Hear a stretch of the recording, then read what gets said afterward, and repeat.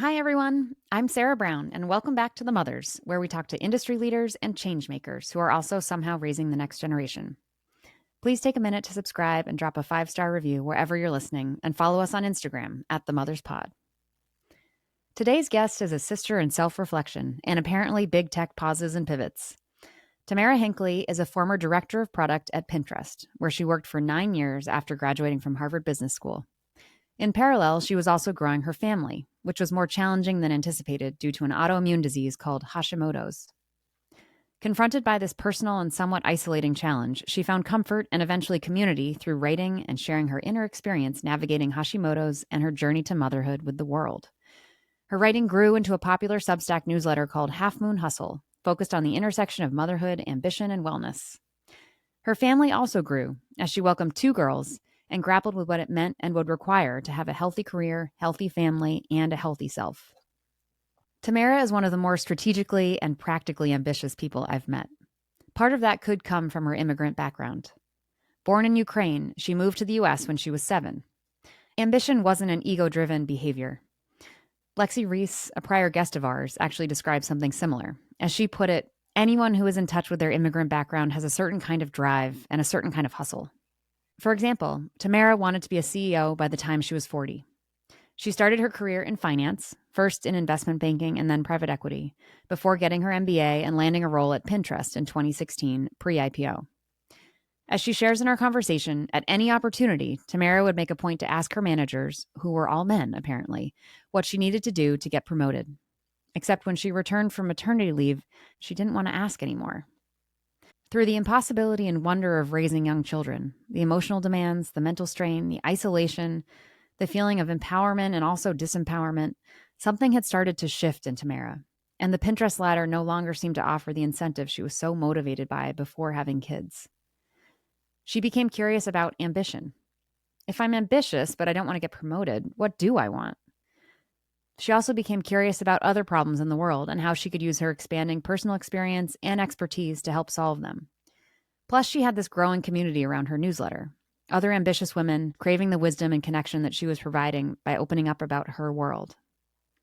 As Tamara puts it, it wasn't so much bravery and courage that led her to leap. It was having enough conviction that it was time for her to pursue an entrepreneurial path. And so she did. And now, after what she calls a few months off as a sabbatical, she's setting up a business around this experience, building what she wishes she'd had. Momentum Rising helps ambitious women navigate the transition into motherhood without losing their sense of self, ambition, or purpose. Through coaching, community, and experiences, they empower moms to rise with intention. People say having kids sets women back professionally, but with the right support, Tamara believes motherhood can unlock a new kind of clarity, confidence, and momentum. Not in spite of it, but because of it. And I could not agree more. In this conversation, you'll hear about how Tamara found the conviction to leap and what she's learned on the other side. How she fought against becoming the default parent, or she-fault parent, as she says, through maternity leave, and practical tips for finding clarity, including quarterly goal-setting retreats with yourself, and space to recharge with young kids. She and her husband each get a night off during the week. I'm jealous. Thank you, Tamara, for sharing your journey with us. We're so excited to see your new venture thrive and all the women you support thrive along with it. In the meantime, everyone check out Half Moon Hustle and enjoy our conversation with Tamara Hinckley.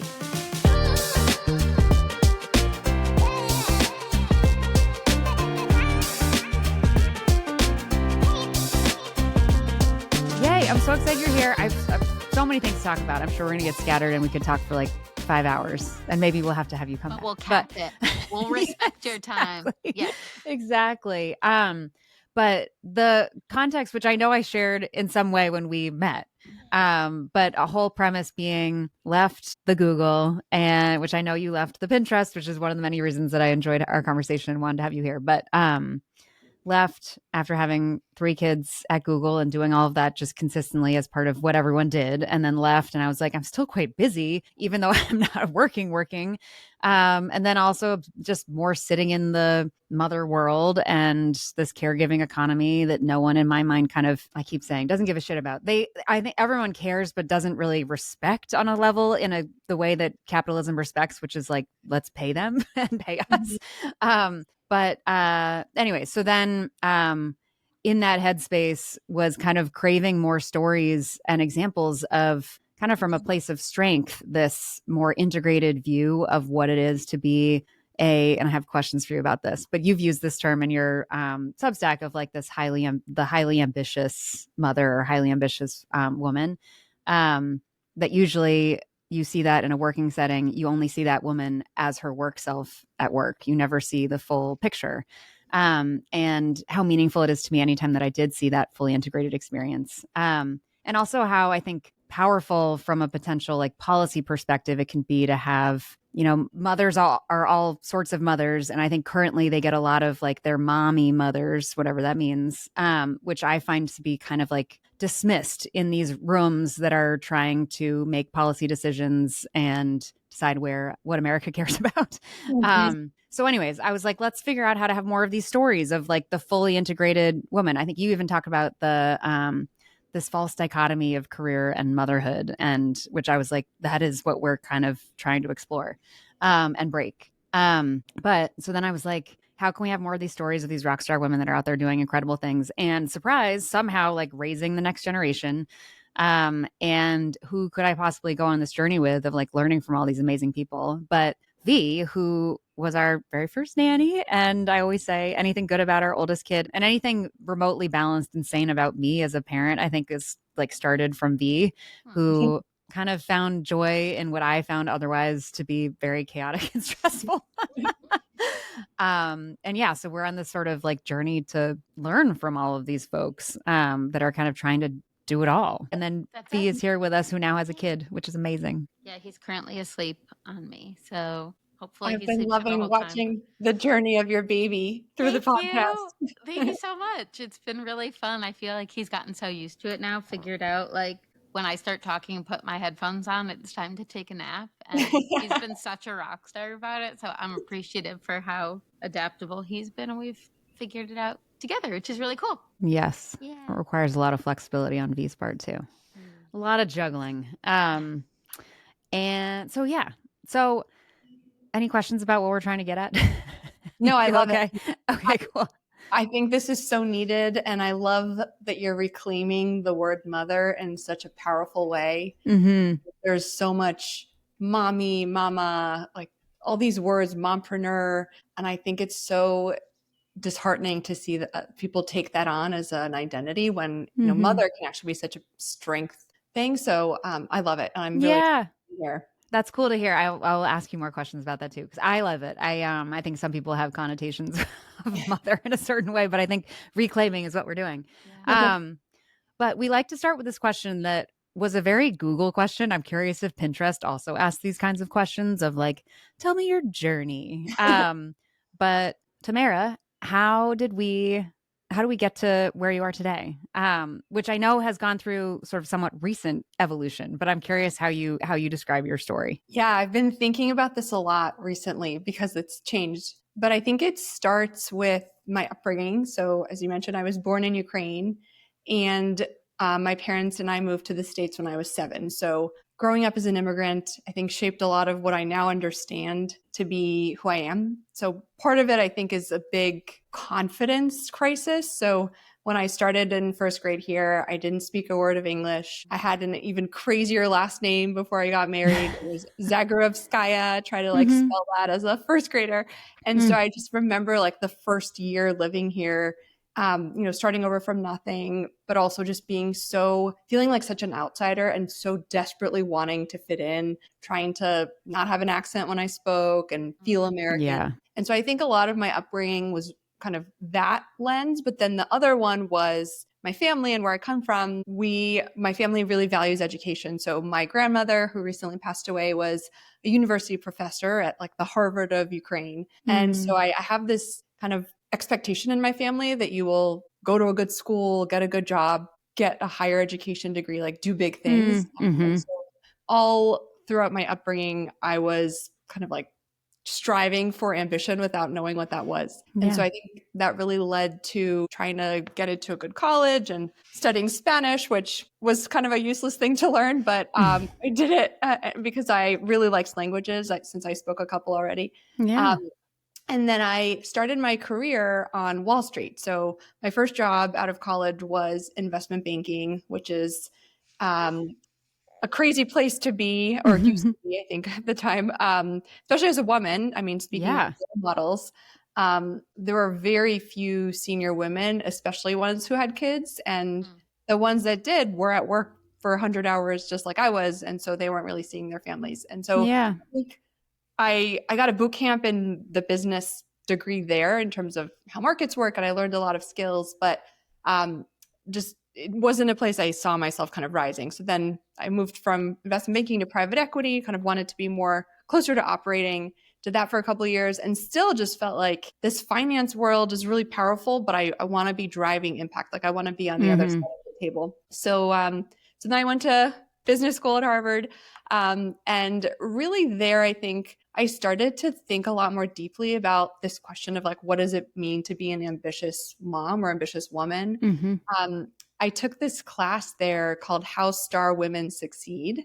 And it was actually a really great idea. I think in practice, maybe it could have been done better, but they brought in all these case studies of women who had big jobs and how they made it work. And some of them even came to class and shared their stories. And I think it was just interesting to see a lot of the examples were basically women sacrificing family for their careers. And I think that was really disheartening to see, but also the reality because it's hard to do both. And so I kind of took that class and was like, that's not going to be me. You know, I can still do it. And so then after business school, I joined Pinterest. Did not think I would stay there as long as I did, but it was an amazing time to be in tech. This was in 2016. It was a pre-IPO company. I was so excited to be in Silicon Valley. I moved to California for the first time ever because I grew up in New Jersey. And the first few years there were great. But I think a big like wake up call for me was when I wanted to have a baby. So my husband and I started trying, and a lot of our friends did too, and everyone was getting pregnant, and it wasn't working for us. And I was just like, wait a minute. I thought that this like kind of happens naturally. Right. And so I went to the doctor, and I ultimately got diagnosed with an autoimmune disease. And I actually had never heard of that before. The one I have is called Hashimoto's. This was like something I never expected. I thought I was healthy. You know, I like worked out and did yoga. And so then I was told like, you have this thing, you're going to have to deal with it. And also we have no idea how and when this is going to help get you pregnant. So that was, I think, like the beginning of my motherhood journey was how badly do you want this? And what are you willing to sacrifice? So that was in 2022 when everyone was working remotely and I felt really isolated. So I just felt really desperate and alone and, wanting this baby and not knowing what I could do to get pregnant. So I went on this whole journey of revamping my diet, going gluten-free, removing toxins. Like I went all in. No caffeine, no sugar, no, what was the other one that was like that I live and die by? No stress. Easy. Also useful. Sure. Yes. Who needs these things? Yes. No alcohol also, which is now trendy as well. But I saw this and I was like, okay, so we take away everything that makes life worth living in order to live longer. But you're doing it and you're glowing and you're amazing. So anyways, continue. Just giving you shout out because that's hard to do. No gluten. Thank you.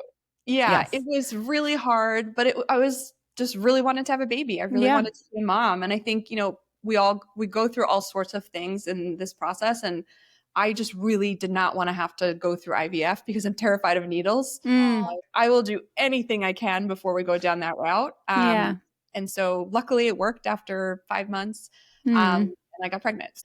That was kind of the start of my journey. And in this process, I was just feeling like there's everyone I talked to when I mentioned that I had gone through this experience afterward either said like, oh, actually, I'm also struggling, or I know somebody who is, or I know someone with an autoimmune disease. And the more I talked about it, the more I realized there was actually like a community of this that I didn't know existed. So this is what prompted me to start my Substack is I started because I wanted to write about this challenge of trying to have a baby and how hard it can be, and so that people wouldn't feel so isolated.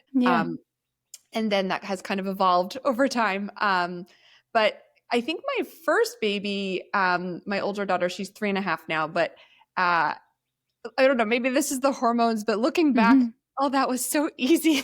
I just have such beautiful memories of us. our parents, my parents, my husband's parents all couldn't come visit because everyone got COVID. And we just had these first few weeks of just the three of us bonding, and they sleep a lot. So we were watching TV and we're like, this is great. And then I think the hardest thing for me about my first daughter was the logistics of like the physical element of being a mom, in that my husband, who was an entrepreneur at the time, didn't have any paternity leave. So he kind of went back to work after a month. And I had this amazing 6-month maternity leave, which I think maternity leave is kind of a double-edged sword, because we need federally mandated paid leave. Nobody has it. I was so lucky to have it. But at the same time, I took on this job of default caregiver and parent. And as V very well knows, that's like a whole full-time job, the feeding, the sleep schedule, like every little milestone, I was the one researching the next thing. How do I introduce solids? How do I do this? So it was such a mental load that I didn't expect or appreciate. And it really came to a head when I was going back to work, because I realized like I cannot do this full-time job and my other very demanding full-time job. So a lot of what my husband and I worked through was, hey, how do we divide this better? And we read Fair Play, and that was really helpful for us. But I think that was what I remember being really hard about my first daughter, was how do we both participate equally and fairly and still have some semblance of time back for ourselves. Yes. The concept of fairness, I think actually V, you and I went deep on this, one of our earliest just V Sarah episodes, of the concept of fair. Well, in general is a questionable term, but when it comes to parenting, it's kind of not fair, I guess. And that's sort of like accounting, allowing that to be true and not resenting that is how it goes. I know I was impressed by, you offered like a spreadsheet. This was the most tech ambitious like solution to this, which I loved, but you have this like great accounting concept and offer a spreadsheet that's like line by line by line down to like 10-minute, 15-minute activities, which is, that's what the mental load is. It's all of these, it's 1,000 paper cuts that just take you down. And one individually is not a big deal. So when it comes to sort of offloading them, it's hard to like, seeing it in aggregate in a spreadsheet was like pretty powerful. But I'll save more questions for later, but continue on. So you that was your first kid. Did the second kid, that had different learnings, it sounds like. Well, the second one, I think in many ways was different. So we started trying sooner than I think we would have, because I just didn't know how long it would take given the first time. And so we got pregnant right away. So that was of course a blessing. And it was great. Like I wanted them close in age. So 23 months apart. So that was great. It was like perfect.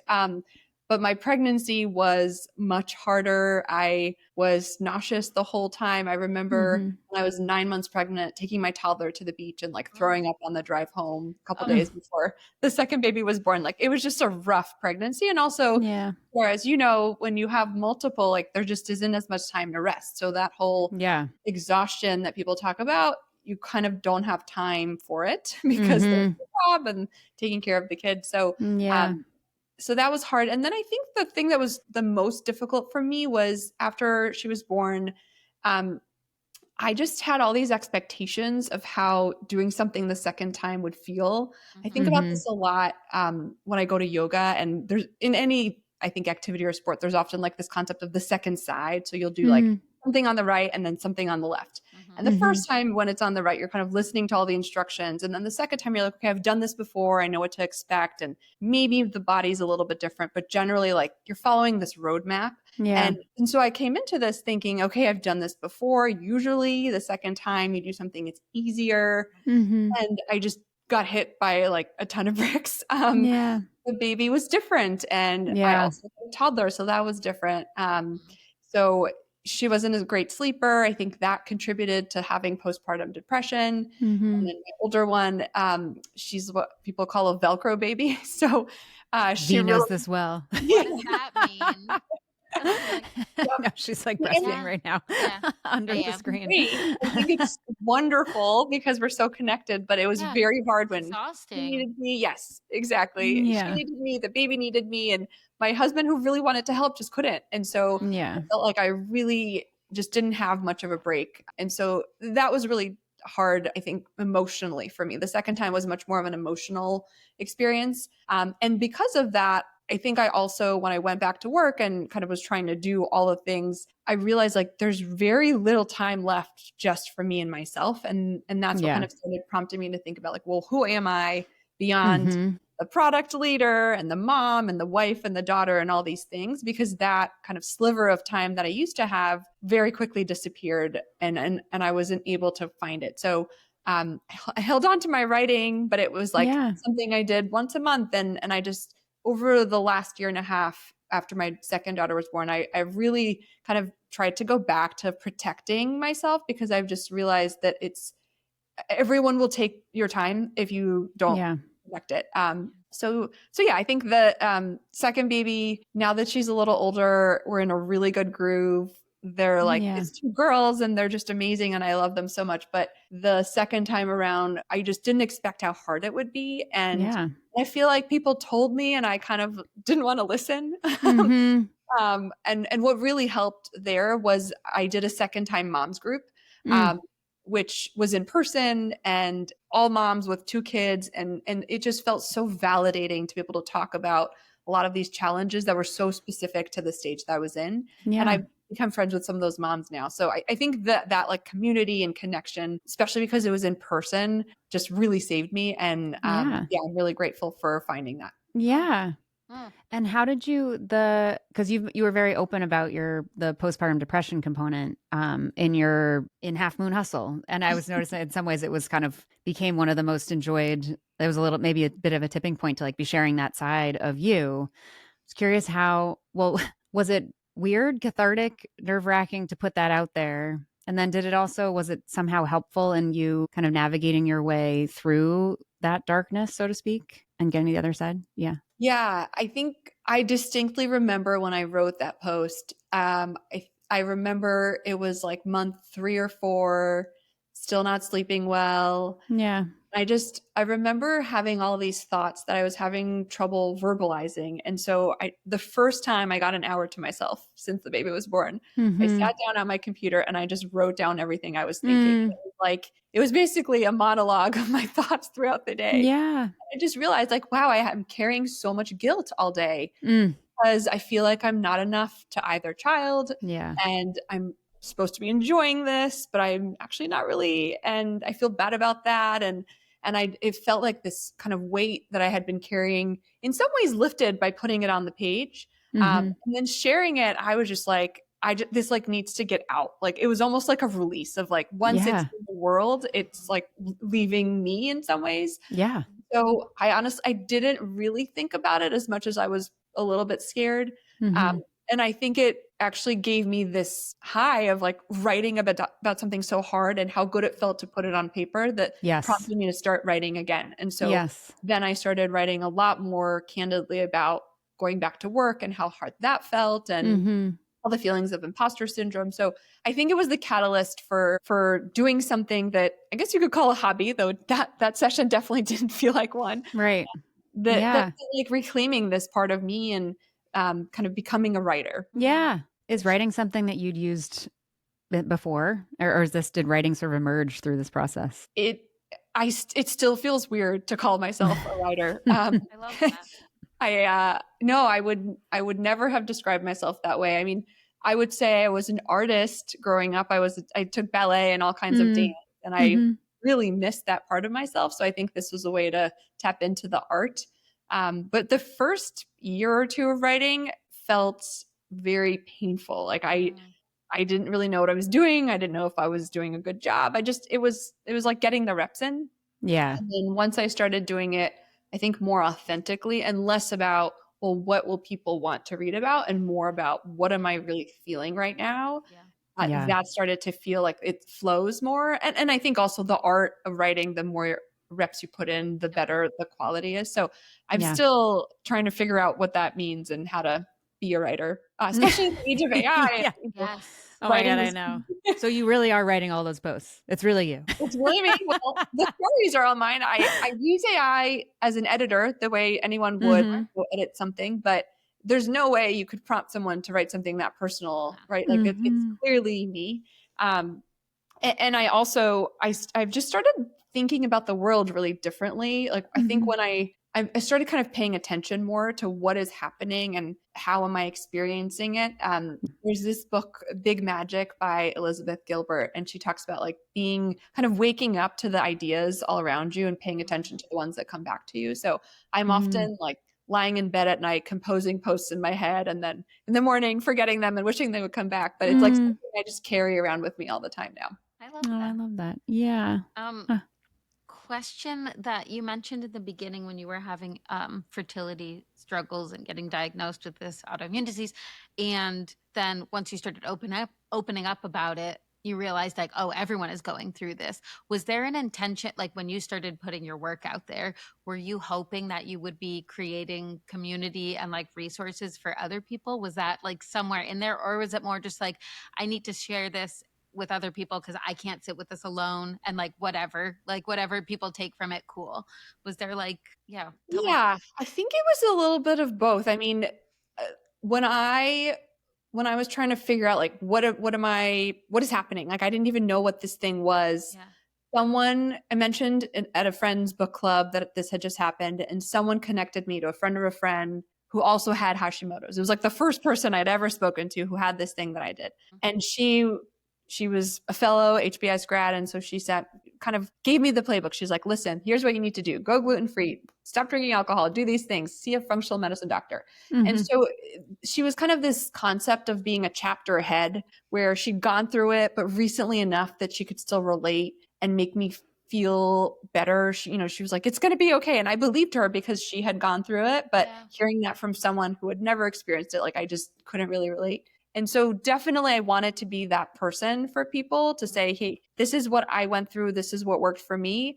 I think what I was nervous about is this is like a healthcare decision. I'm not a doctor. I'm not giving medical advice, but I wanted to share the resources that were helpful to me as a way to kind of put them out in the world. And every couple months still someone will send me a friend who's been diagnosed with an autoimmune disease. They're like, well, Tamara knows this stuff. And I just have sought out books and resources for myself. And so it's helpful for me once I get a question more than once to just write it down. Because then I can say, read this post. If you have questions, come back to me.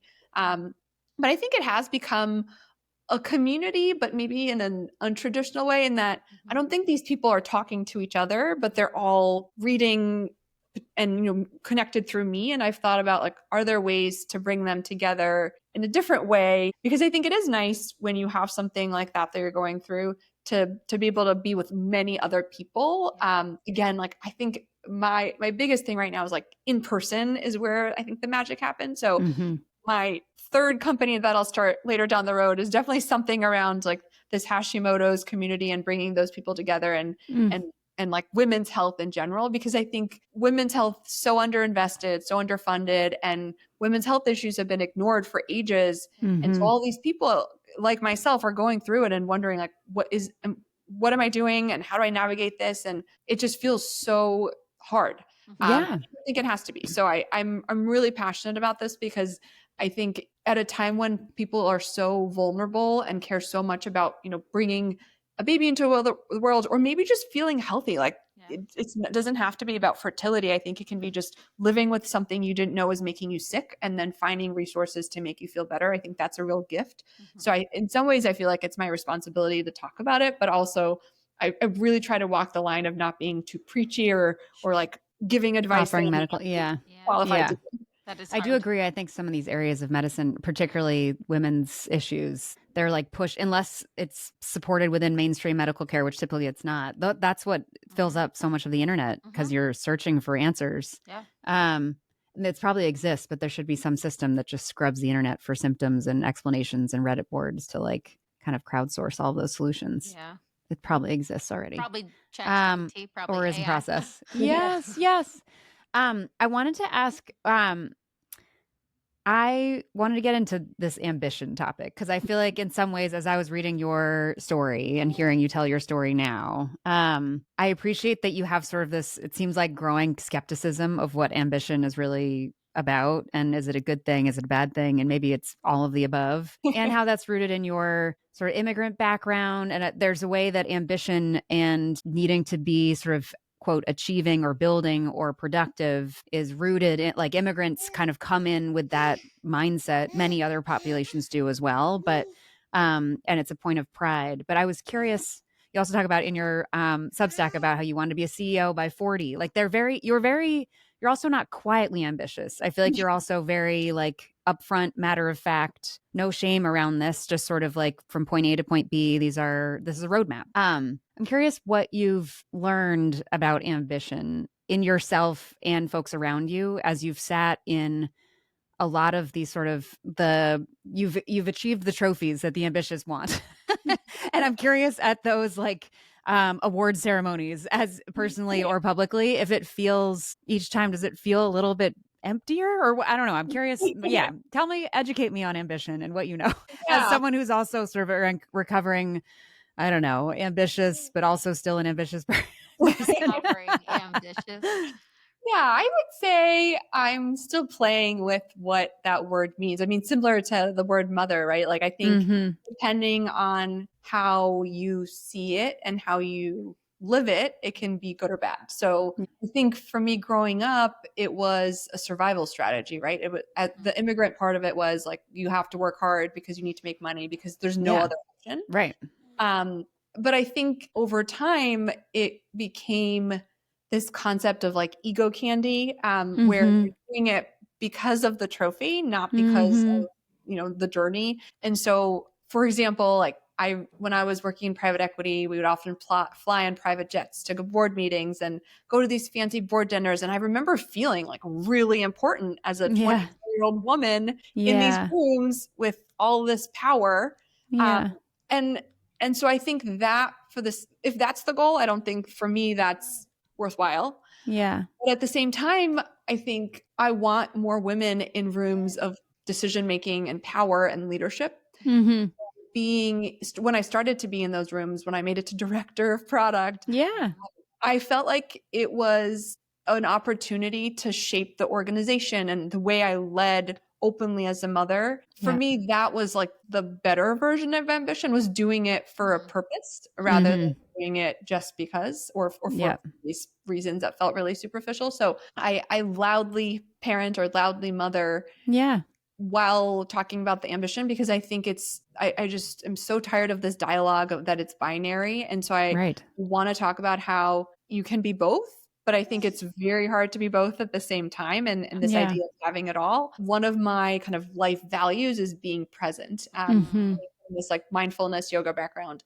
And being present means you're focused on one thing at a time. So in the micro moment, that's like, if I am working, my kids are not in the room if I can help it, because then I'm multitasking and context switching, and that's draining. But when I'm home, I'm really with my kids. My phone is away. I'm not taking calls when I am picking up my daughter. So for the most part, I really try to like focus on one. But I think in the macro sense, you can do both. It just requires a lot of intention about how you set up your day and what you value. And to me, ambition is wanting to do both at the same time. For me, I think for someone, it might be one or the other. But that's how I'm trying to define it. Is I think it's good or worthwhile if it's for something that's impactful, and I'm still figuring out what that looks like for my next chapter. But I'm proud of the rooms I got to be in the second half of my career, even though I think getting there was driven by ambition in a way that I don't want to do going forward. Yeah. Well, it is relevant both personally for me, but also in the way that we frame this platform and podcast, like thinking about what's the audience that we're really trying to support, what role models are we trying to put forward, and ambitious is something that I think has sort of been co-opted by, again, I don't mean to blame capitalism all the time, but there's I literally looked up the definition as we were having this conversation, because I was like, let's be specific.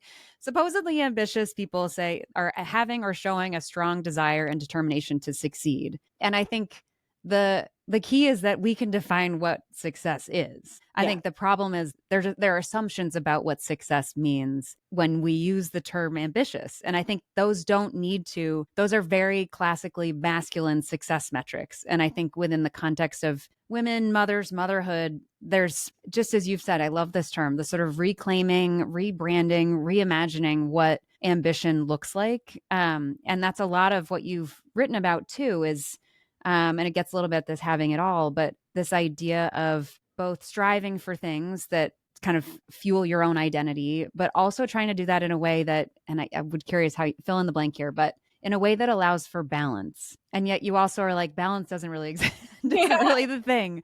So because a lot of the folks we talk to, there's a lot of, what I'm impressed by is they've like taken control of the nozzle. They're like, you could do all of this, but actually let's decide when and where. Yeah. So how do you think about like ambition relative to balance, relative to a different term for balance?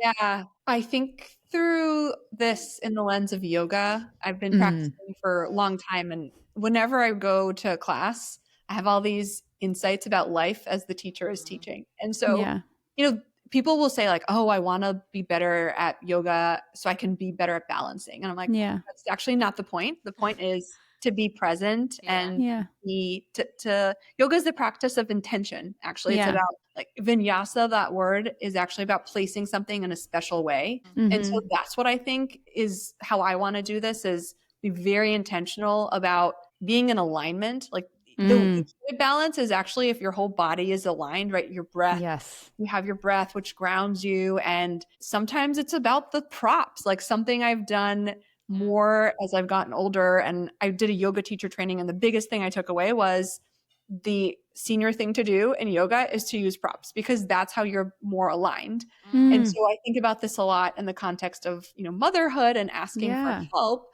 I think we have this view of success as I did it on my own. I'm super mom. And I think that is how you get hurt, right? You burn out or you get an autoimmune disease because you're not sleeping enough. So I think I don't like balance because it implies like this seesaw where they're even. Actually, it's more about like, are you aligned? Are you aligned with, in this moment, what you want to be doing and what you're doing? And then the next moment that might be different. So I think it's like, the concept of mindfulness is paying attention. And for the talking about what we were sharing earlier about ambition, I think we can get into this like ambitious hamster wheel of just moving forward through inertia. Saying, okay, I want to be a CEO at 40 and doing that, and not stopping along the way and saying, wait a minute, does this still fit? Yes. And I think after becoming a mother and having this new priority in my life, I've really thought about, wait, is that still the goal if the path requires these sacrifices, or maybe there's a different path?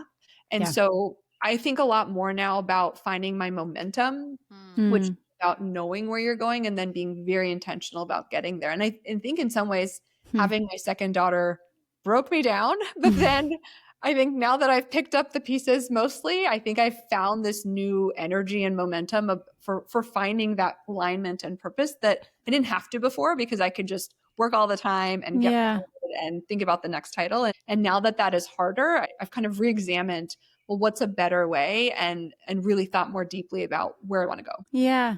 And what did you find? It's a big, someone who barely did it myself, it's a big leap. You leapt off of a well-oiled track to conventional success, if that makes any sense.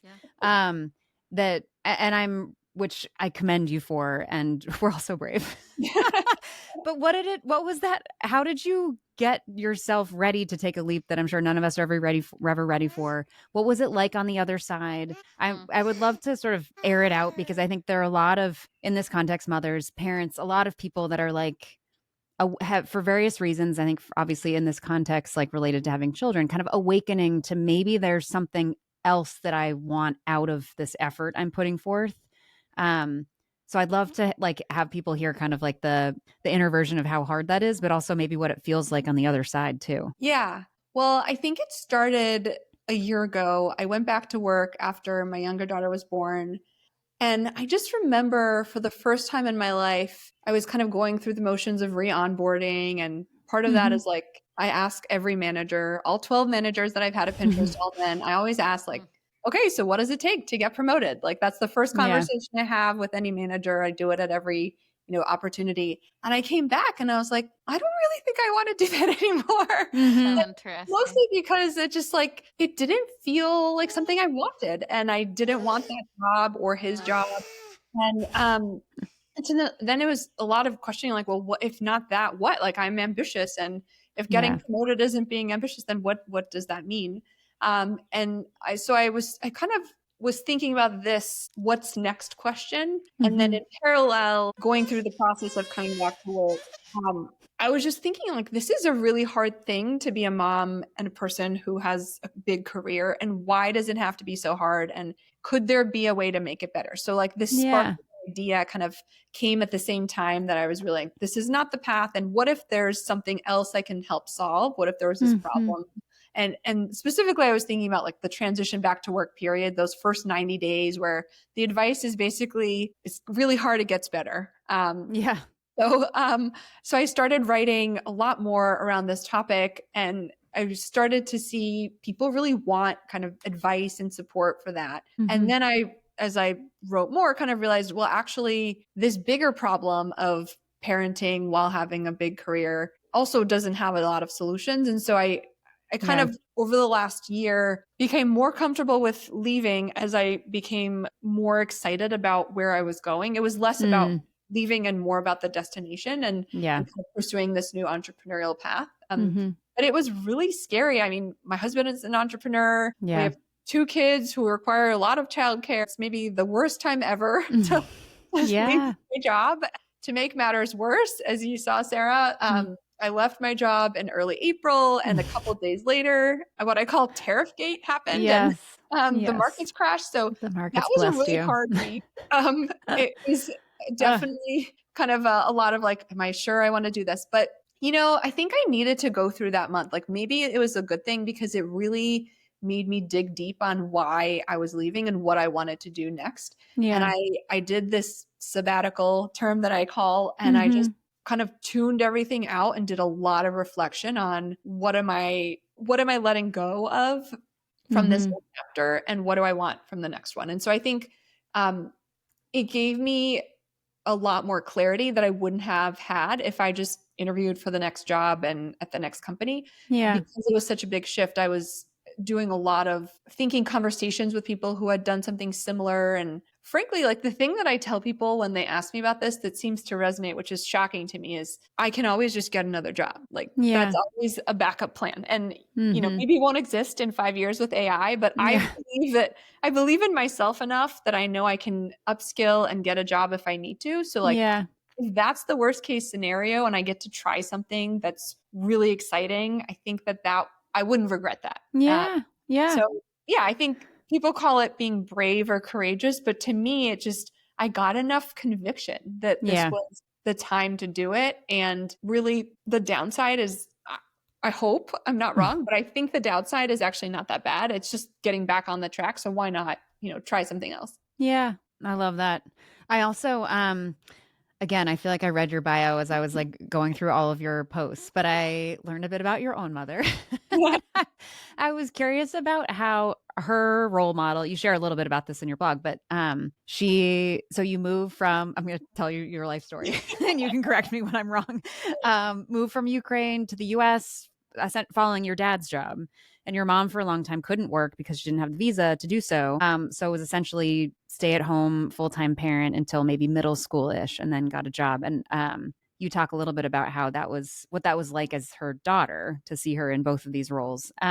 Just curious, like what you absorbed from your own parents, father and mother, about how you, and maybe it's not consciously, but how you wanted to approach parenting. Yeah, I have incredible parents, and I appreciate so much the sacrifices that they made for me, because we really started over with nothing, and they sent me to college. I could go anywhere I went. And so I think there were different phases where they had to be different kinds of parents. You know, when we first moved here, my dad was the sole breadwinner, so he had to go all in at work. And that, I think, required a lot of sacrifice for him. Yeah. Then my mom went back to work. First, she went back to school and got her MBA, and then went back to work. And so then my dad was the one taking me to dance class and kind of filling in. Oh, nice. And so I've seen them both kind of in different seasons take different roles. And I think that's something that I really appreciate, is it's always been like this long-term partnership. But it was just the three of us. The family unit is very important. And I think that's a big thing that I take away, is my family and how important it is for us is what I saw modeled by them. When my mom went back to work, I was really, what's the right word to put it?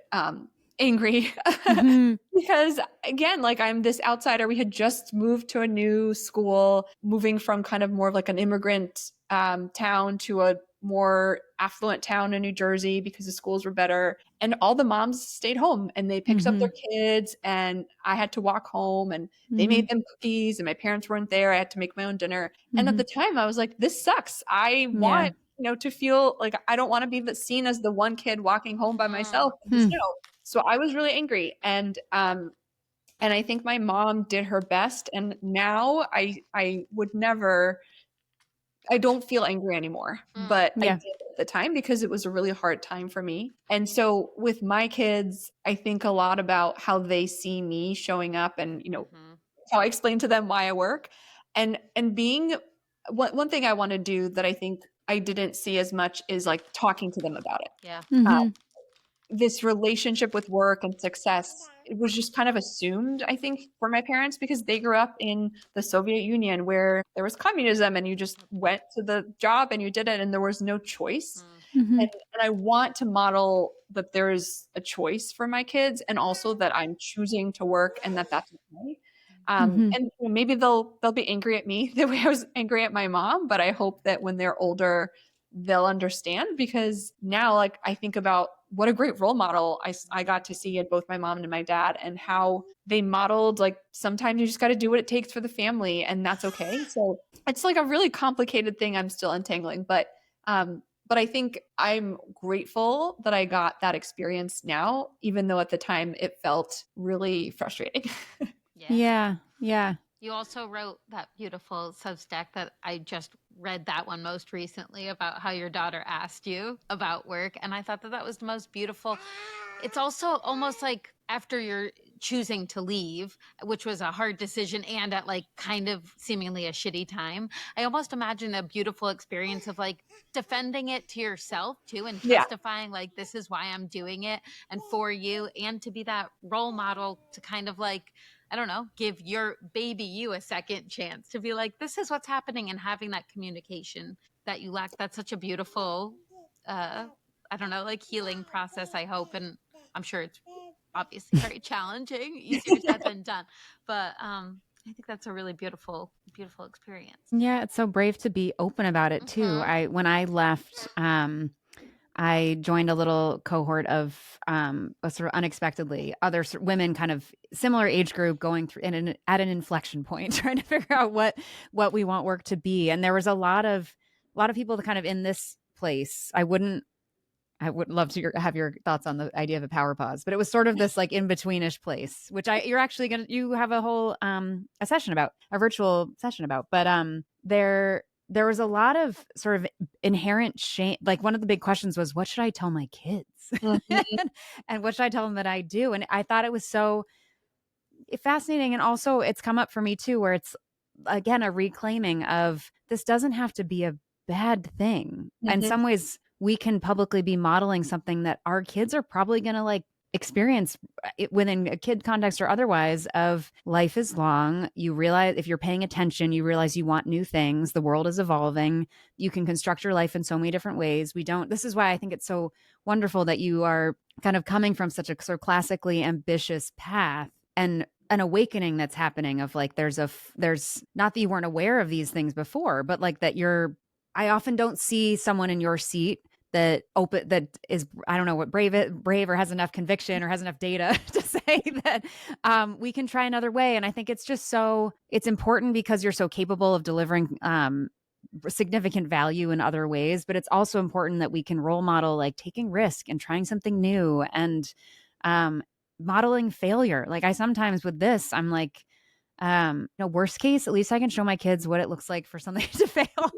And then like for it to, and show hopefully that we're still okay, and that's like from a world of achievement and ambition, like you don't see that. You only see it has to work. And if it doesn't work, you have a crisis.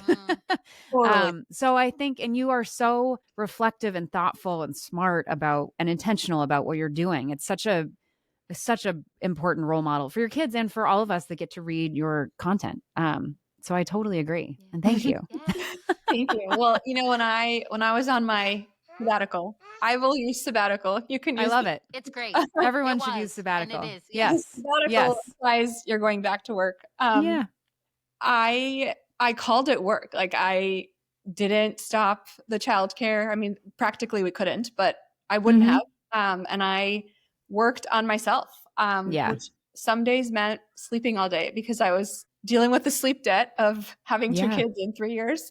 But a lot of it was like emotional trauma healing and reading books and just like learning to be still, which was very hard for me as someone who's always, moving and on the go and thinking about so many things. So I think I was doing work in a way that felt really hard. And I wanted my kids to see that that's okay too. One thing that I'm coming around to, somebody gave me this piece of parenting advice. And at the time I was like, I don't know if this is practical, but now I love it. And I'm trying to anchor this. This woman told me she never lies to her kids. And I think about this a lot because actually it's very easy to lie to your kids, especially when they're little, right? It's like when you justify, well, no, there's no more dino nuggets, or you don't eat your broccoli, you can't do this. Or even like the idea of Santa Dunkin' Donuts is closed. We can't go. Ice cream truck, the music means there's no more ice cream there. Right? Honestly, smart. You can lie to your kid. Yes. I think in some situations I'm like, oh, that's a great idea. Elf on the Shelf. That's really fun. But I'm like, I don't want to lie to them. And so that both in the times when it's easy from a parenting context to just get them to do the thing or not do the thing. But I feel like I want to be more honest. And part of that is around this idea of work and how multifaceted it is. And part of being honest is, like you said, Sarah, failing or talking about making mistakes. My daughter and I have started listening to this. Snoop Dogg has these affirmations on YouTube, so good, which are the best. And so every day we listen and then she'll pick one. And today she picked, I learned from my mistakes. And so I see her now when I say something, she'll say, Mama, you got that wrong. And I'll say, I made a mistake. And so it's just like, you got to model that it's okay to be wrong as a parent. And also it's okay to change your mind, right? With this ambition question, like in some ways I'm changing my mind about this very big thing in my life. But I'm trying to live more with that kind of philosophy of being more honest, both with my kids and I think with the world.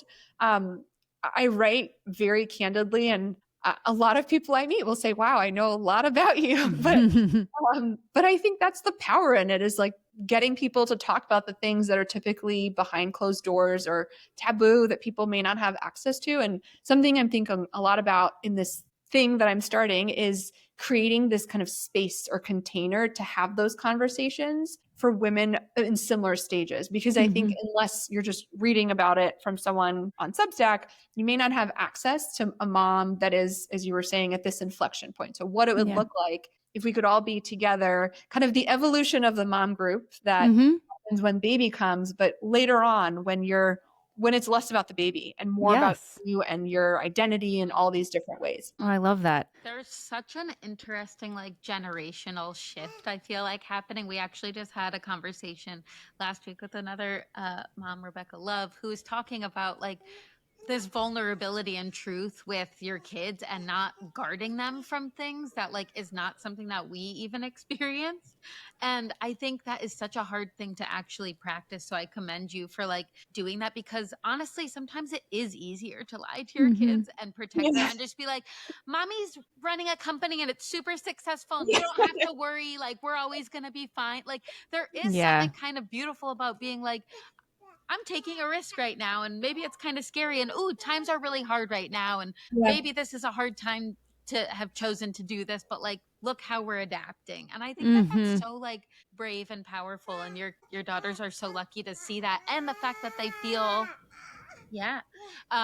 safe to ask, like, that you just had this conversation of like, what is your work and why are you choosing to work, and like, how do you justify that time away from them? So I think that that's so beautiful. So I think you say it so easily, but like, I don't know, take a second to like commend you for that, because I think that that is like, we lie to our kids all the time every day, and so like to actually like consciously think about that is that's big and heavy. So you're crushing. Well, and I also loved, you posted about this too in the Why Mom Works. You were like, they never ask dad why he's going to work.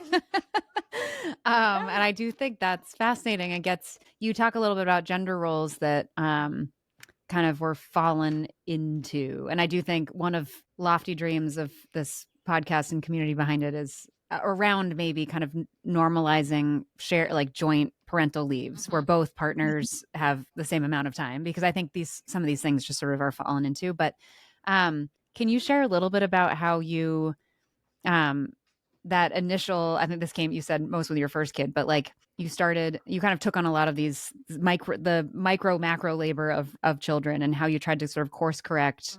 And how are you today dealing with like the mental load and invisible labor, kind of especially now? And I will say this in partnership with you, like in a situation where I'm not earning the same amount of money that I earned before, and that, which has a weird lens that I don't really want it to, but it makes it a little bit less obvious who should be doing that small annoying task with the kids. But I'm curious if you could like share about how you're kind of grappling with that. Would be really helpful. Yeah, it is something weird happened when I stopped making money that I felt very weird spending it. And it just felt like every purchase for myself, for the kids, I became a lot more thoughtful. And I think also that could be a good thing, but I didn't expect it. But to answer your question, I think when we first started having this discussion with my husband, he's also a former product manager. So we went like a spreadsheet, take a backlog.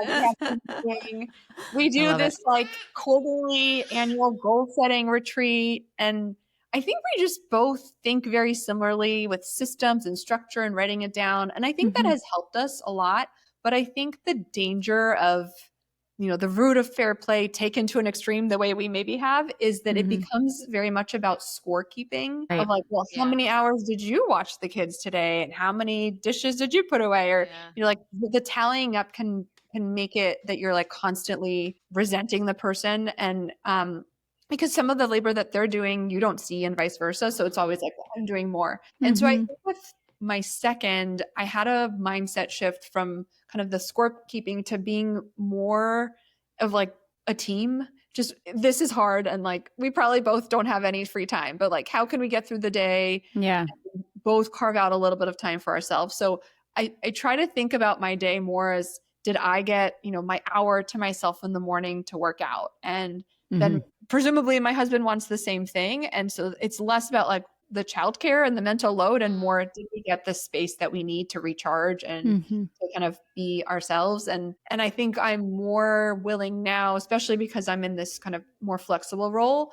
to like volunteer to do more things with the kids when I want to. So we have this thing that we started doing after number 2, where each of us gets a night off during the week. So Wednesday night is my night off, and my husband does bedtime, like picking the kids up all the way through putting them to sleep, and I get the whole night. And Thursday we switch.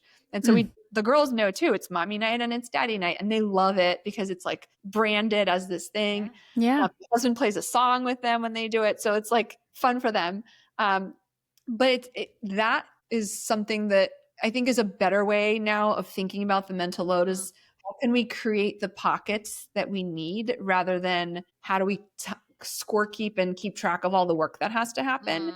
Yes. Then I'm coming into the week knowing I have this thing to look forward to, but also not feeling like I have to justify it because I know I have to get all my stuff done. Yeah. So yeah, I think that's been a big shift, and I think has made it more enjoyable for us as parents and as partners. Like we try to do more things, the two of us, not just date night, but like get away every quarter for a couple nights and just like make it more about the romance and less about the grind.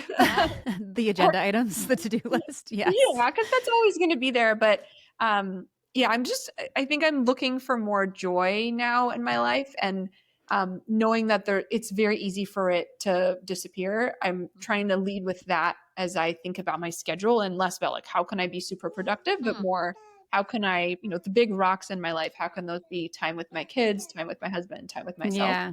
Is that how you think about this, like having it all construct that we love to talk about? Yeah. Yeah. I think, I have so many complicated thoughts on it. I think when people will say they want it all, they try to do it all, right? And that's just a recipe for burnout. I think I try to have priorities, right? Like there's this metaphor of like the stove with the 4 burners. Like you can only have 2 burners in the front and 2 are in the back. And so every quarter when I do my goal setting retreat, I kind of ask myself, like, what are the burners that are important right now? And so this quarter, it has been my health. And that's part of taking this break and this shift, and my family. And I've had like a lot of family stuff happen in the last quarter that has made it clear how much I value that. Versus in prior quarters, it was my job, and before kids, maybe it was friends or other things. And so I think like you can have 4 burners or maybe 8 if you have a really nice stove and you're doing it all, but like only a couple can have your attention at the same time, or else, the food will burn. So I think it's being intentional and just knowing like, what is the priority list? Like the list can be long, but if you're not going to get through it all. And so do you really want to put so much on that at the end of the day, you feel bad that you didn't get through it? Or I think I feel better if I'm just like, this isn't a priority, even though I would like it to be. And a good example is actually friendship.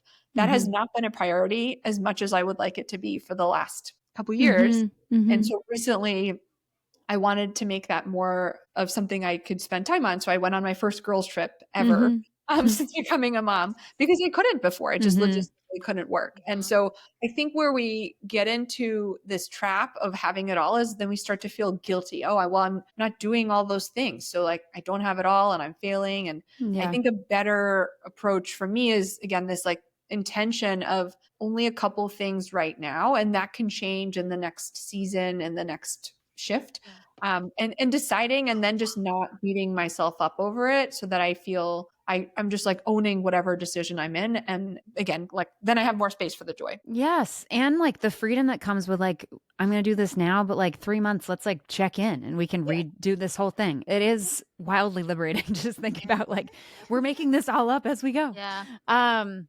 Okay, we have blown through our time. Do you have like 3 minutes for a rapid fire question or two? Okay, I apologize. We're being very intentional with our time here. Okay. If you could go back and tell your new mom self one thing, anything come to mind?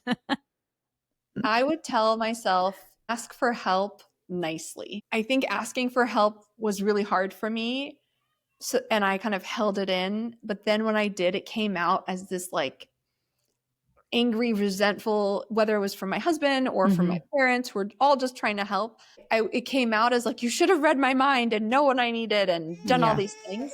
And I think I would have, gotten better help, or frankly, just like felt better about it if I was more honest, like, hey, I'm just really tired. Can you take the baby? Rather than like, can't believe you're not taking the baby. So I try to do that more now when I ask and it's okay if the answer is no, but kind of leading from like, this is why I'm asking and this is why it's hard. But I think too sleep deprived to do that when I was. Of course. Yes. Okay. Is there also, this is a like robust question, but is there a theme of things or anything specifically that you can think of that would have made it easier along this journey of motherhood? I think getting in touch with people who are a chapter ahead, like reaching out to them. Because I think the question I asked a lot, especially after my second was born, was, when does it get easier? Like I kept asking this to people. Yeah. And it was actually really helpful to talk to people, again, who were 2 kids, maybe a year or 2 out, who could give me a mental model of like, this is what's hard about this age. This is what's hard Yeah. about this age. And I think finding those people was hard, but then also just like asking the questions that I had felt really vulnerable because it felt silly. So I think just being able to relate to somebody who had been through it recently and could give me the specific advice on the thing, right? Like the advice Yeah. might be different in terms of the sleep or I don't know, like introducing formula was hard. All the things that were hard at those moments, I wish I was able to connect with the people who were able to give me that relevant piece of advice. And I think they tend to be these chapter ahead people. And Yeah. part of why I've kind of cultivated a community of moms for myself is that I think we're all going through similar things at similar stages. And often someone will be a little bit ahead of the other person. And so then we can serve that for each other. And that's been really helpful, but I wish I had it kind of more earlier too. Yeah, I was just gonna say, I feel like, are we all just building what we wish we had? And thank you for doing that. Yes, finding a way. Okay, our last question. Your kids may be listening, or one day they will. Is there anything you'd like to say to them? You inspire me, and I am trying to make this world a better place for you. So I hope that sometime down the road, you'll appreciate all the sacrifices I made and know that even at the time, they may have felt like me not choosing you. Ultimately, it was all about you. Oh, yes, and better for it. Well, amazing. Thank you so much. You have such a rich mind. I wanna read more of your Substack. Everyone should subscribe to Half Moon Hustle. And I'm so excited for what's to come in that as well. So yeah, you're doing really great, courageous, well-informed, data-backed things. Yeah. Congrats on taking the leap. It seems like a lot in your life too. You've been able to like make a decision and check in with yourself and know when something has expired or like no longer serves you. And I think a lot of times we don't like to listen to that because it's like, no, this is the traditional path. So congratulations on choosing to do that. Thank you. Yeah. Yes. Really nice to be here. Oh my gosh. I feel like we could have talked for 17 more hours. I feel like she is the end all, know all, be all. Like she's like such an incredible resource and powerhouse. Yeah. Highly suggest everyone read her Substack because everyone, I know we talked a little bit about this community and whether that was an intention in creating this online community and how not really, but it was like a consequence to being vulnerable. Yeah. And how even sometimes I think like having an online community, it's so valuable because people are willing to be able to be so open and honest and raw because you kind of have this like thing between you. Yes. Yep. But everything I read that she had written, I was like, oh, I feel like I've had that moment in this current stage where I'm at of like, oh, complete self-sacrifice and not, nurturing yourself and checking in with yourself. And she talked about the sabbatical that she took and how she like had sleep debt and like catching up on that and all these things and how that's important. And I just, I loved it. And everyone should soak up all of her knowledge and wisdom. Yeah, I totally agree. I feel like she's able to marry this very sort of practical, I don't know, stereotypically speaking, like sort of engineering programmer brain with the EQ to like sense and feel and notice and also therefore be able to communicate, I think, in a way that honors the experience and also gives practical solutions for kind of confronting those things. Yes. Everyone should find the spreadsheet. Somehow maybe we'll link to it somewhere. It's pretty amazing. It is invisible labor made visible on a spreadsheet. And she's, I'm so excited. I feel like what's really nice is people with her background moving into this space more, it will bring a whole other angle to the conversation that hasn't really been addressed before. And I'm really impressed that she took the leap. And as I said to her, I think it's, I don't know, it's impressive for anybody, but I think it really means it's a unique story to have someone like her leap into the unknown, so to speak. And there's so many people like her that need that role model and don't have it. And it's very, I think Lexi Reese said this, see it, and many people say it, but see it, if you can see it, you can be it. And even with Tamara and her kid, like to her kids, the role modeling that she's doing in that way of there's just so much that she does that like takes the power back, I think, whether it's this choice around defining what success looks like, defining what ambition is for her, defining what her priorities are these 3 months, and then let's like reevaluate the next 3 months. It's really liberating thinking, and practically useful. So I'm glad that she's found an outlet or a channel to like bring that to more people. And I'm excited to see where it continues to build towards. I love the idea, like we do have our mommy's group or mommy baby groups, but like what happens when like mom's being reborn? Yes. So yeah, I'm really excited to see where she takes that. Yeah. What a mother. She's not like going off of what you said about having more people like her. She is such a beautiful intersection of like arts and sciences collaborating in a successful way. Cause so often when you have those two like very contradicting personality traits where it's like, I need my spreadsheet and my structure and whatever, and like yoga, mindfulness, checking in. Like, I don't really know that I've had a conversation with anyone who is so able to do that. And she had also something I really loved about the way she spoke is like she had such great analogies, like even the talking about being in yoga class and how like it's not really about balance, it's about like the support and being present and intentional. Yes. I was like, that is so true. And even I think something we need to all like get out of our own way about, where like when I'm in a yoga class, I think about the idea of using the block or whatever as it's like embarrassing or it's a weakness, sign of weakness. It's a weakness. Yes. But I don't think that when I look at someone else using it. I'm like, okay, cool. You know, and it's such a great analogy for life of just like, it's okay to ask for help. And that's going to help you to be able to do that pose or to do that task. What a great thing in practice. I love that. And I to that point too, I think of this when she says alignment versus balance, it said this is as someone who's in I would love to go to yoga and I just will never be able to do it. Maybe I don't know. So funny. But when I have felt best, it's when I've said this to my own therapist. I'm like, I feel like my head and my heart and my physical body are all like aligned towards or moving in the same direction. And I feel like what happens when you doesn't have to be when you introduce kids, but like in this context, obviously relevant when you introduce kids, you're pulled in so many different directions. Yeah.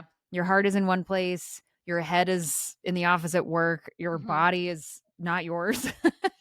And that process of slowly getting realigned with yourself and your activity, how you're physically existing and how you're mentally and emotionally existing, like such a really, really, really hard exercise to do. Yeah. I mean, this is maybe the root of like meditation and all this stuff, but that is, if anyone has had that moment where you're like, now it's all in alignment, you really do. Once you've felt it, you want to get back there. Doesn't mean that you can, but it's good to know that it's there. Yes. So yeah. Let's all get aligned. Next time we talk to her, because we will have her on again, because dang, I have so many questions. But I would love to like pull back the curtain and understand actually how it works that she's able to be present. We talk about this like when I'm doing work, when I'm with my kids, I'm with my kids. And how does one actually do that? Because I'm like, in theory, it sounds incredible, but even with help and even with practice, it sounds difficult. And so I'm curious to hear how one actually implements that and like does that, even with assistance, or even if leaving your phone in the other room. Like, what is the like, what does it actually take? I'd like to dive more into that because it takes a V. It's hard. It takes, okay, for me, it takes. If that though, like even when you have support, like what happens if the email does come through and you're with your kids and it's dinner time and maybe it is really important? Are there times where you do say like, I'm going to make an exception, and then once you've opened that door, like, how many exceptions do you have? I don't know. My guess is it's like, it's not a perfect system. It's more like more often than not, when you are in your work hours, are you mostly fully present? And then more often than not, outside of those work hours, are you like mostly present with your kids? Yeah. I mean, Lexi Reese she was like, when you get home, put your phone away. I know. Just do it. And I keep thinking about that because I want to do that too. But I think it starts. there's help that's required, and then there's also like the structured time Yes. to say these are my work hours, and Mhm. within those work hours you have help, so you're I don't know how you're present anywhere anytime B when you have Well, your child with you all the time. I yeah. think once you have space, this will feel less impossible. It's hard. Like you're right now, always, it literally, I'm like, because it is. how are you guys Yes. doing that? Yes. But I I mean, still yeah. imagine, like, with support, like, you have support, and still, sometimes your kids are homesick, and then, I need Yeah. to check in upstairs, even Yeah. though, like, I am working, like, Yes. Yes. that is And when that difficult, happens too much, I get really not nice. which is fair. Yeah. Like, Yeah. I No, don't know. it's true. It's very true. It's like tolerating the exceptions. I think again, it's sort of like Google's favorite metric. Directionally true that can't. mostly when we are in our work zone, most of the time the kids aren't also there. Yeah. Yeah. But it is not an exact science. No. And I think, who was it? Betsy Riley too. She was like, and I heard Tamara say it as well, this idea that like when I'm with the kids, like I can't be doing it all at once. I can't have my kids with me while I'm also trying to do work, which is what you were trying to do all the time. And I just can't. That's when my my head flies around, because I feel annoyed, stressed. I'm not cool as a cucumber in that setting. Yeah. But again, you're right. There is always, I mean, Tina Matera said this too. Like, to me, it goes back to the help and like childcare, because when you have childcare that you don't need to check on, that's when you know, okay, I can go to work and I can basically turn off the rest of my brain for a little while. Like inevitably you'll be like between meetings signing the kids up for summer camps and like buying the next size diapers and all this stuff. It's just less. And it's not that, it's almost like it's impossible to expect that you're 100% focused on, and let's just use the example, 100% at work, 0% of your brain is with your kids. Like I think that will never be true. It's more what's the acceptable threshold where you can be who you want to be and function as you want to function in a work setting. Is that 5% of your brain is still with your kids? But it's Also, an endless balance, or not balance, alignment. Stop using balance. It's not. Stop trying to make balance happen. Yes. It's not yes. enough. I also think help can come in different for obviously the most obvious and like probably biggest help would be that like childcare. And I look forward to whenever that happens. And I think it also shows up in the community, just acknowledging that things are hard. Like I notice if I'm venting to my mom's friend group about XYZ, like whatever, even them just being like, oh my God, same, or that happened to me, whatever. Like that also helps so much. Like I'm like, that's so true. I don't feel so shit anymore or whatever. Like honestly, just the verbal like acknowledgement and confirmation of like, oh my God, I tried to do that and it didn't work or whatever. That's so major. Going back to how important it is that Tamara is like putting out the Substack. Like even if one mom in the middle of the night, it's 2 a.m. and she's feeding and she's scrolling through and reading and seeing, my daughter questioned about my work and whether it's, important enough to like be away from her and feel seen in that moment. Like that is also so helpful and validating and important. Oh my God, totally. That actually brings me to my joy, which I'm going to jump on because it's basically this point of like the little things being noticed and like how much that means. And maybe you and I are helping in this regard too. Sarah, obviously, someone reached out light years away from that. I'm like, we literally solved everything. I'm like, yes. So this one was a listener who's now my favorite listener. Texted and said, your questions to your pod guests are those quiet questions I imagine a lot of us mamas are scared to connect / relate about. The content is honest and real, and you honor the beauty and angst and the quote, I can't do all of this well enough position we constantly find ourselves in. There must be more talk about this, and you're paving an open and real space for these conversations. I'm excited for more. Aw. Cool? Yes. Joy. That brought me joy. That's I love major. hearing from the darkness that that anyone that it's resonating. You killed me. I know. But for real, I think it's amazing. And like it does just give fuel to what we're doing, which I think is a lot of this, like bringing out into the light, so to speak, like what a lot of us are grappling with and how much it helps ease resentment, anxiety, anger, whatever it is, to just have it be aired out and acknowledged and seen. Solved. Maybe we'll solve it then later, but like, let's see it first. That's right. Yeah. Aw. I know. Okay. Any joy for you these days as you're grappling with a fevering child? Yeah.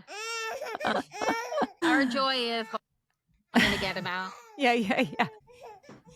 Not you stuck in the high chair. You're gross. No. Covered in shredded cheese right now. No.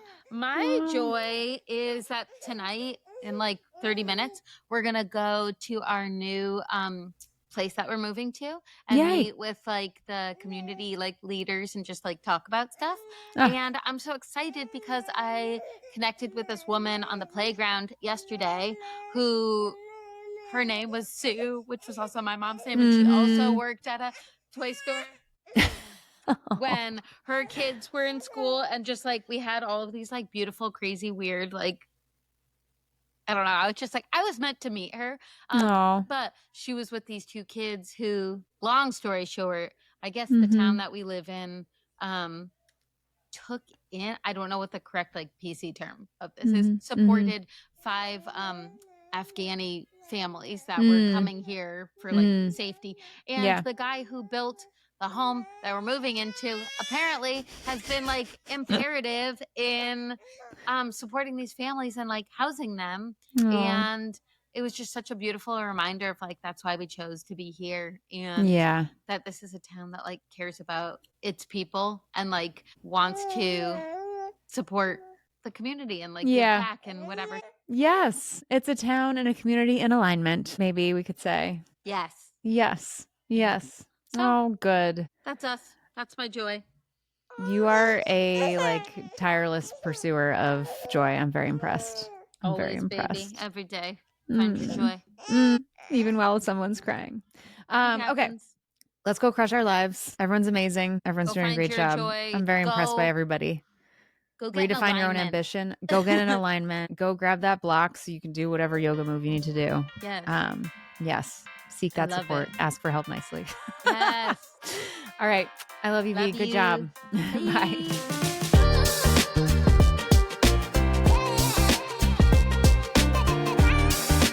Thank you so much for joining us. Please remember to like and subscribe so you don't miss an episode and we can reach even more rock stars like you. The Mothers is a production of Backline Media, shining a light on those who carry the team.